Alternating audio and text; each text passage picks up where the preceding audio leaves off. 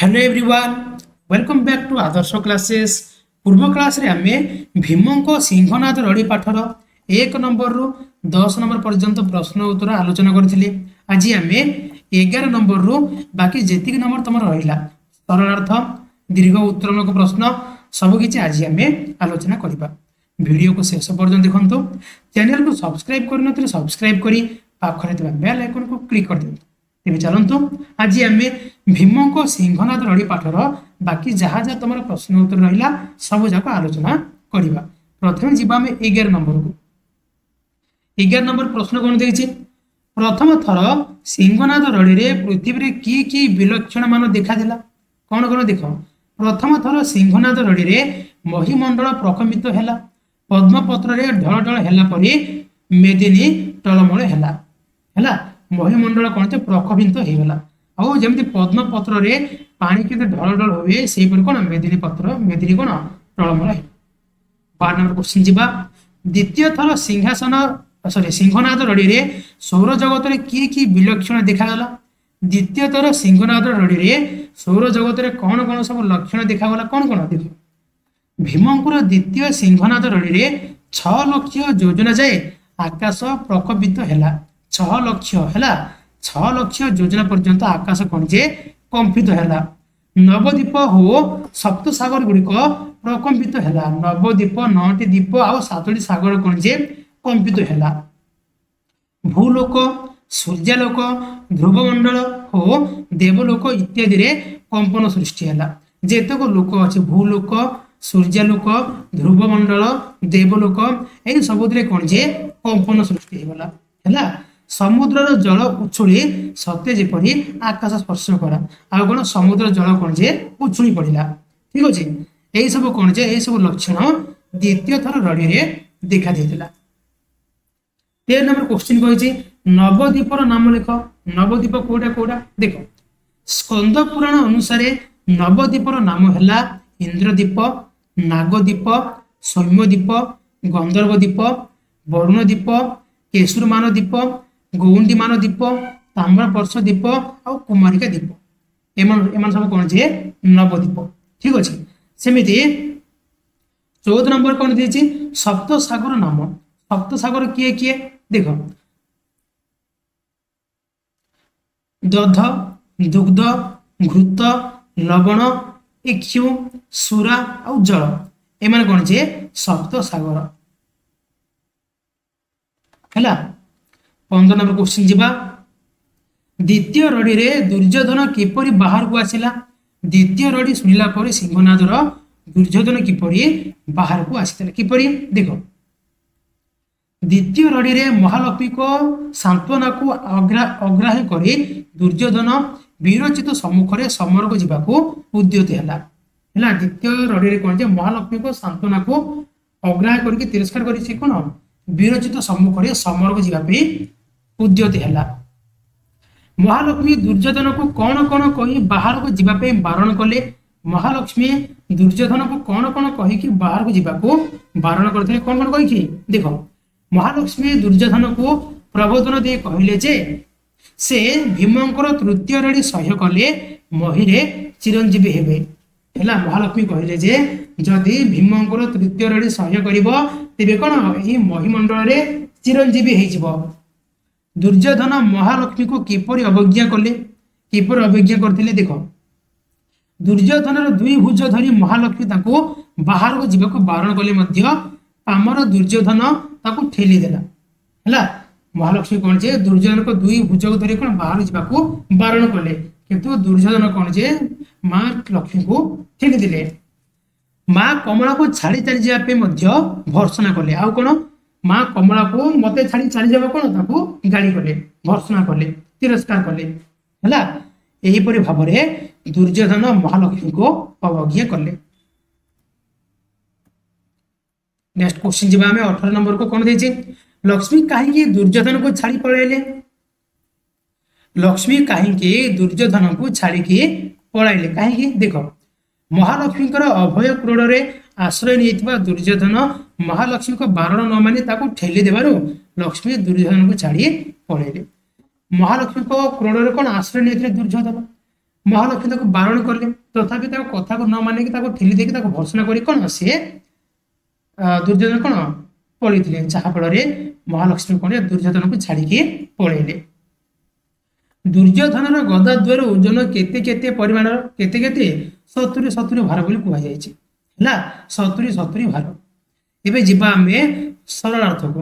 20 number question କଣ ଦେଇଛି, ସଙ୍କଟ କାଳେ ତୁମ୍ଭନ୍ତ ଉଦାରନ୍ତି ପୁଣ ଦିୟସୀ ସିଂହନାଦ ପ୍ରସନ୍ନ ବଦଣିନ। ହେଲା, ୟାକୁ ଆମେ କଣ କରିବା, ସରଳ ଭାଷାରେ ବୁଝେଇ ଲେଖିବା। ତ লিখিদিও, ସଙ୍କଟ କାଳେ ବଦଣିନ। ଉକ୍ତ ପଦ୍ୟାଂଶଟି ଭୀମଙ୍କ ସିଂହନାଦ ରଡ଼ି ଶୀର୍ଷ ଶ୍ରେଷ୍ଠ କବିତାରୁ ଗୃହୀତ। ଆଲୋଚ୍ୟ ପ୍ରସଙ୍ଗରେ କବି ସାରଳା ଦାସ ପାର୍ବତୀ କିପରି ପାଣ୍ଡବକୁ ସିଂହନାଦ ପ୍ରଦାନ କରିବା ଉଚିତ ବୋଲି ଶିବଙ୍କୁ ପରାମର୍ଶ ଦେଇଛନ୍ତି ତାହା ଏଠାରେ ବର୍ଣ୍ଣନା କରିଛନ୍ତି। ଦେଖ, ସିଂହନାଦ ପ୍ରାପ୍ତି ଉଦ୍ଦେଶ୍ୟରେ ଭୀମ ଶିବଙ୍କୁ ସନ୍ତୁଷ୍ଟ କରିବାକୁ ଧ୍ୟାନସ୍ଥ ହେଲେ। ଭୀମଙ୍କ ଧ୍ୟାନରେ ଈଶ୍ୱରଙ୍କ ଆସନ ଟଳମଳ ହେଲା। ତ୍ରିକାଳଦର୍ଶୀ ଶିବ ଭୀମଙ୍କର ଇଚ୍ଛା ବିଷୟରେ ଅବଗତ ହେଲେ। ସେ ଏଥିପାଇଁ ପତ୍ନୀ ପାର୍ବତୀଙ୍କ ପରାମର୍ଶ ଗ୍ରହଣ କରିବାକୁ ଇଚ୍ଛା କଲେ। ପାର୍ବତୀ ଶିବଙ୍କୁ ସ୍ମରଣ କରିଦେଲେ ଯେ ପୂର୍ବେ ଭୀମ କିପରି କୈଳାସ ପର୍ବତକୁ ଅଶ୍ଳେଷ ଦୈତ୍ୟ ଠାରୁ ଉଦ୍ଧାର କରିଥିଲେ। ବିପଦ ସମୟରେ ପାଣ୍ଡବମାନେ ଶିବଙ୍କର ଉପକାର କରିଥିବାରୁ ଶିବ ପ୍ରସନ୍ନ ହୋଇ ଭୀମଙ୍କୁ ସିଂହନାଦ ପ୍ରଦାନ କରନ୍ତୁ ବୋଲି ପାର୍ବତୀ ପରାମର୍ଶ ଦେଲେ। ପାର୍ବତୀଙ୍କର ପରାମର୍ଶ ଗ୍ରହଣ କରି ଶିବ ସିଂହନାଦକୁ ଭୀମଙ୍କ ହସ୍ତରେ ପହଞ୍ଚିବାକୁ ନିର୍ଦ୍ଦେଶ ଦେଲେ। ପ୍ରସଙ୍ଗରେ ଜଗତ କଲ୍ୟାଣ ଲାଗି ପାର୍ବତୀଙ୍କର ପରାମର୍ଶ ଆଦର୍ଶ ସ୍ଥାନୀୟ ହେଲା। এই পয়েন্টକୁ ନିହାତି ଲେଖିବ, ପାସରିବନି, ଠିକ ଅଛି। ନେକ୍ସଟ क्वेश्चन ଯିବା। এই क्वेश्चन नंबर কোন ଦେଇଛି ଦେଖ, କାଳନଳ ଜାଣି ବିକାଶୀ ସିଂହନାଦ ଜ୍ୟୋତି ଆଦିତ୍ୟ ସତେ ଗୁଣ ତେଜ ବିକାଶନ୍ତି ହେଲା। କାଳନଳ ବିକାଶନ୍ତି। ଉକ୍ତ ପ୍ରସଙ୍ଗଟି ଉକ୍ତ ପଦ୍ୟାଂଶଟି ଭୀମଙ୍କ ସିଂହନାଦ ରଡ଼ି ଶୀର୍ଷକ କବିତାରେ ଗୃହୀତ। ଆଲୋଚ୍ୟ ପ୍ରସଙ୍ଗରେ କବି ସାରଳା ଦାସ ଶିବଙ୍କ ସିଂହନାଦର ତେଜ ବିଷୟରେ ବର୍ଣ୍ଣନା କରିଛନ୍ତି। ଏଥିରେ କୋଉ ବିଷୟରେ ବର୍ଣ୍ଣନା କରାଯାଇଛି, ସିଂହନାଦର ତେଜ ବିଷୟରେ ହେଲା। ତ ଶିବଙ୍କ ଆଜ୍ଞା ପାଇ ସିଂହନାଦ ଗତି କଲା ବେଳେ ସମଗ୍ର ମର୍ତ୍ତ୍ୟ ଭୁବନ ପ୍ରଚଣ୍ଡ ଶବ୍ଦରେ କମ୍ପିବାକୁ ଲାଗିଲା। ପ୍ରଚଣ୍ଡ ବେଗରେ ପବନ ବୋହିବାକୁ ଲାଗିଲା। ଏହା ସୂର୍ଯ୍ୟଙ୍କ ଠାରୁ ଶତଗୁଣ ତେଜରେ ଜ୍ୟୋତି ପ୍ରକାଶ ହେଉଥିଲା। ଜ୍ୟୋତି ପ୍ରକାଶ କରି ଆକାଶ ମାର୍ଗରେ ଗତି କରୁଥିଲା। ସିଂହନାଦରୁ ଭୟଙ୍କର ଅଗ୍ନି ନିର୍ଗତ ହୋଇ ଚାରିଆଡ଼େ ବିଚ୍ଛୁରିତ ହେଉଥିଲା। ଏହା କ୍ରମଶଃ ବ୍ୟାସ ସରୋବର ତୀରରେ ଉପନୀତ ହେବାକୁ ଅଗ୍ରସର ହେଲା। ପ୍ରସଙ୍ଗରେ ସିଂହନାଦର ତେଜର ବର୍ଣ୍ଣନା କବିଙ୍କର ମହାକାବ୍ୟକ ଦୃଷ୍ଟିକୋଣର ପରିଚୟ ବହନ କରେ। ତାପରେ ଯିବା ଆମେ 22 ନମ୍ବରକୁ। କଣ ଦେଇଛି ଦେଖ, ନଳିନୀ ପତ୍ରରେ ଜେହ୍ନେ ପଡ଼ନ୍ତିଣ ପାଣି ପୃଥିବୀ ଦଲ ଦଳିତ କମ୍ପଇ ମେଦିନୀ। ୟାକୁ ଆମେ ସରଳ ଭାଷାରେ ବୁଝି ଲେଖିବା। ଲେଖିଦିଅ, ନଳିନୀ ପତ୍ରରେ ଲାଷ୍ଟକୁ କମ୍ପଇ ମେଦିନୀ ହେଲା। ତାପରେ ଲେଖିବ, ଉକ୍ତ ପଦ୍ୟାଂଶଟି ଭୀମଙ୍କ ସିଂହନାଦ ରଡ଼ି ଶୀର୍ଷକ କବିତାରେ ଗୃହୀତ। ଆଲୋଚ୍ୟ ପ୍ରସଙ୍ଗରେ କବି ସାରଳା ଦାସ ଭୀମଙ୍କ ପ୍ରଥମ ସିଂହନାଦ ରଡ଼ିରେ ପୃଥିବୀରେ କି କି ବିଲକ୍ଷଣ ଦେଖାଗଲା ତାହା ବର୍ଣ୍ଣନା କରିଛନ୍ତି। ଦେଖ, ସିଂହନାଦ ପ୍ରାପ୍ତି ପରେ ଭୀମ ତାହାକୁ ଓଠରେ ଲଗେଇ ଫୁଙ୍କିବାରୁ ଏଠାରେ ପ୍ରଚଣ୍ଡ ଶବ୍ଦରେ ସମଗ୍ର ମହିମଣ୍ଡଳ ପ୍ରକମ୍ପିତ ହେବାକୁ ଲାଗିଲା। ପଦ୍ମପତ୍ରରେ ଜଳ ଢଳଢଳ ହେଲା ପରି ସମଗ୍ର ପୃଥିବୀ ଥରର ହେଲା। ଏହି ପ୍ରକାର ବର୍ଣ୍ଣନା ଅତି ରଞ୍ଜିତ ମନେ ହେଉଥିଲେ ମଧ୍ୟ ମହାକାବ୍ୟକ ଦୃଷ୍ଟିକୋଣରୁ ଏହି ବର୍ଣ୍ଣନା ଉପଯୁକ୍ତ ଆଉ ପ୍ରାସଙ୍ଗିକ। ପ୍ରସଙ୍ଗରେ କବିଙ୍କ ତୁଳନା ମହାକାବ୍ୟ ଅନୁଯାୟୀ ଯଥାର୍ଥ ଆଉ ଉପଯୁକ୍ତ ହେଲା। ଏବେ ତମର ସରଳାର୍ଥ ସରିଲା। ଏବେ ଯିବା ଆମେ ଦୀର୍ଘ ଉତ୍ତରମୂଳକ ପ୍ରଶ୍ନ। 23 ନମ୍ବର କ୍ୱେଶ୍ଚିନରେ କଣ କହିଛି ଦେଖ, ସେ କହିଛି ଭୀମସେନ 2 ବାର ସିଂହନାଦ ରଡ଼ି କରିବା ବେଳେ କଣ କଣ ଘଟିଥିଲା। ଭୀମସେନ 2 ବାର ସିଂହନାଦ ରଡ଼ି କଲା ବେଳେ କଣ କଣ ସବୁ ଘଟିଥିଲା। ଦେଖ, ପ୍ରଥମେ କଣ କରିବ, କବି ପରିଚୟ ଲେଖିବ। କବି ପରିଚୟ ଲେଖି ସାରିଲା ପରେ ଏମିତି ଉତ୍ତର ଲେଖିବା ଷ୍ଟାର୍ଟ କରିବ ହେଲା। ତ କବି ପରିଚୟ ନିଜେ ଲେଖିବ, ଠିକ ଅଛି। ଆକାଶ ମାର୍ଗର ସିଂହନାଦ ଆସି ବ୍ୟାସ ସରୋବର କୂଳରେ ଉପସ୍ଥିତ ଥିବା ଦ୍ୱିତୀୟ ପାଣ୍ଡବ ଭୀମସେନଙ୍କ ହସ୍ତରେ ପହଞ୍ଚିଥିଲା। ଆଗରୁ ମଧ୍ୟ ମୁଁ ବହୁତ ଆମର କ୍ୱେଶ୍ଚିନ୍ ଆନ୍ସର କହିଛି କେମିତି କବିବଚ ଲେଖାଯିବ ହେଲା, ସେମିତି କବିବଚ ଲିଖିବ। ତାପରେ ସିଂହନାଦ ପ୍ରାପ୍ତି ପରେ ନିଜର ଜ୍ଞାତି କୁଟୁମ୍ବ ଓ ମହାରଥୀ ମାନଙ୍କୁ ମହାଭାରତ ଯୁଦ୍ଧରେ ହରାଇ ନିଃସଙ୍ଗ ହୋଇ ପ୍ରାଣ ଭୟରେ ବ୍ୟାସ ସରୋବରରେ ଲୁଚିଥିବା ପୁରୁଚୂଡ଼ାମଣି ଦୁର୍ଯ୍ୟୋଧନକୁ ତା ମଧ୍ୟରୁ ବାହାର କରିବାକୁ ସଫଳ ହେବେ ବୋଲି ଜାଣି ଭୀମସେନ ଉଲ୍ଲେସିତ ହେଲେ। ତେଣୁ ସେ କାଳ ବିଳମ୍ବ ନ କରି ସିଂହନାଦକୁ ଓଠରେ ଲଗାଇ ବାଦ୍ୟ ସୃଷ୍ଟି କଲେ। ଭୀମଙ୍କର ପ୍ରଥମ ସିଂହନାଦ ବାଦନ ଶବ୍ଦରେ ସମଗ୍ର ମହିମଣ୍ଡଳ ପ୍ରକମ୍ପିତ ହେଲା। ପଦ୍ମପତ୍ରରେ ଜଳ ପଡ଼ିଲେ ଯେପରି ତାହା ଢଳ ଢଳ ଅବସ୍ଥାରେ ରହିଥାଏ, ଭୀମଙ୍କ ପ୍ରଥମ ରଡ଼ିରେ ପୃଥିବୀ ଥରହର ହେଲା। ପର୍ବତ ଗୁଡ଼ିକ ନିଜ ନିଜ ସ୍ଥାନର ବିଚ୍ୟୁତ ହେବାକୁ ଲାଗିଲେ। ବ୍ୟାସ ସରୋବର ମଧ୍ୟସ୍ଥ ନିଦ୍ରାଗ୍ରସ୍ତ ମହାମାନି ଦୁର୍ଯ୍ୟୋଧନଙ୍କର ସହସ୍ର ନିଦ୍ରା ଭଙ୍ଗ ହେଲା। ଭୀମସେନଙ୍କ ଦ୍ୱିତୀୟ ସିଂହନାଦ ରଡ଼ିରେ ସୌରମଣ୍ଡଳରେ ସୃଷ୍ଟି ହେଉଥିବା ଭୟଙ୍କର ପରିସ୍ଥିତି ବିଷୟରେ କୁହାଯାଇଛି। ଭୀମଙ୍କର ଦ୍ୱିତୀୟ ରଡ଼ିରେ 6,00,000 ଯୋଜନା ଯାଏ ଆକାଶ ପ୍ରକମ୍ପିତ ହେଲା। ପାତାଳପୁରରେ ଥିବା ଅନନ୍ତନାଗର ଫଣା ଦୋହଲିବାକୁ ଲାଗିଲା। ନବଦ୍ୱୀପ ଓ ସପ୍ତସାଗର ଗୁଡ଼ିକ ପ୍ରକମ୍ପିତ ହେବାକୁ ଲାଗିଲେ। ମେରୁ ପର୍ବତ ତଳମଳ ସ୍ଥିତିକୁ ଆସିଲା। ଭୂଲୋକ ଓ ସୂର୍ଯ୍ୟମଣ୍ଡଳ, ଧ୍ରୁବମଣ୍ଡଳ, ଅମରମଣ୍ଡଳ ସବୁ ପ୍ରକମ୍ପିତ ହେଲା ଓ ସମୁଦ୍ରର ଜଳ ଉଛୁଳି ସତେ ଯେପରି ଆକାଶକୁ ସ୍ପର୍ଶ କଲା। ଭୀମଙ୍କର ଦ୍ୱିତୀୟ ରଡ଼ିକୁ ସହ୍ୟ କରିନପାରି ଦୁର୍ଯ୍ୟୋଧନ ଛାତିରେ ବାହା ପିଟି ବିରଚିତ ସମ୍ମୁଖ ଯୁଦ୍ଧକୁ ବାହାରିବାକୁ ପ୍ରସ୍ତୁତ ହେଲେ। ନେକ୍ସଟ କ୍ୱେଶ୍ଚିନ୍ ଯିବା ଆମେ। क्वेश्चन कौन देख केउं परिस्थिति भीमको सिंहनाद देवाको सदाशिव सम्मत हेले। केउं परिस्थिति देख महाभारत महासमर आत्मीय सज्जन को हराई महामानी दुर्योधन दुर्वासा उपदेश आत्मरक्षा व्यास सरोवर में आत्मगोपन करथिले। एही सरोवर में शरण नहीं व्यक्ति को मारिबा को ता शत्रु बलपूर्वक प्रवेश कले ध्वंस होइजिबो बोली शिव अभिशाप देथिले। तेणु कनिष्ठ पांडव सहदेव भीम महादेव को संतुष्ट करी सिंहनाद प्राप्त हुअन्तु बोली जणैछन्ति। कारण सिंहनाद रड़ी को सह्य करि न पारि दुर्योधन निश्चित रूपे व्यास सरोवर बाहरी आसी। भीम काल विलंब न करी पशुपति शिव को ध्यान करिया लागिले। भीम स्मरण में ईश्वर शिव आसन टलमल है। भीमंकर सिंहनाद प्राप्ति उद्देश्य को सफल करेंगे कि नहीं एथि से देवी पार्वती परामर्श लोड़िले।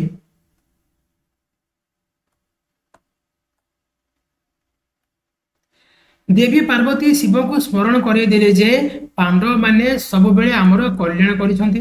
पूर्वे अश्लेषा दैत्य कैलाश को उपरि नेउता बेले ऋष्यमुख पर्वत भीम को शिव डाकिदेले।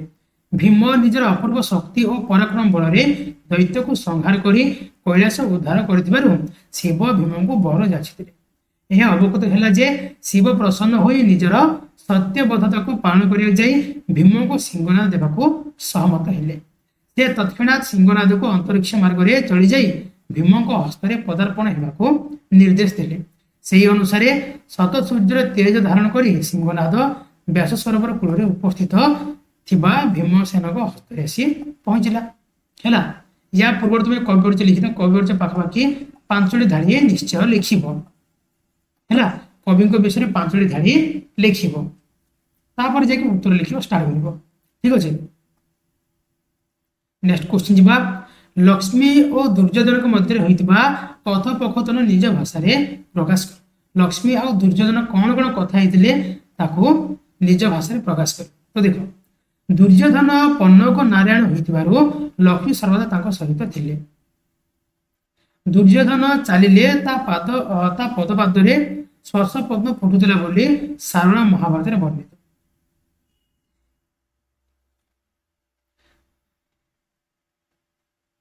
भीमंकर प्रथम सिंहनाद रड़ी तार भरोसा निद्रा भंग है और द्वितीय रड़ी निजर क्षेत्रीय स्वभावर बशवर्ती हुई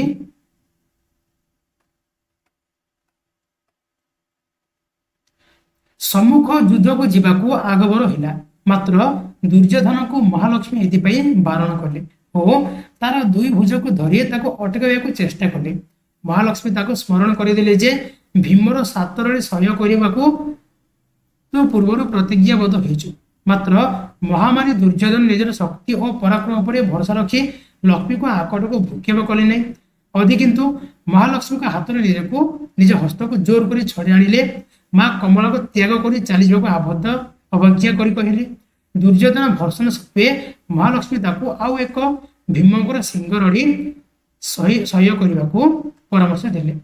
कहले यही तृतीय रड़ी सह्य कले तू मर्त्य अजर अमर हेबु, मात्र क्रोधी महामानी निजर क्षेत्रीय दायिकतार बशवर्ती होई युद्धम देही डाकरा दे 70 भार गदा धरी महादर्परे व्यास स्वरूप को बाहरी आसे।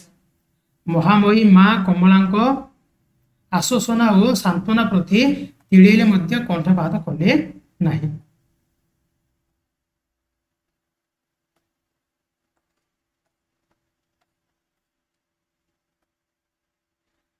वीर मारे अबा मरी कौन ऋण न्याय विरोचित सम्मुख युद्ध अग्रसर दुर्योधन को अग्रसर दुर्योधन को कवि सारला दास एक महात्माकांक्षी योद्धा रूपे प्रकटित कर।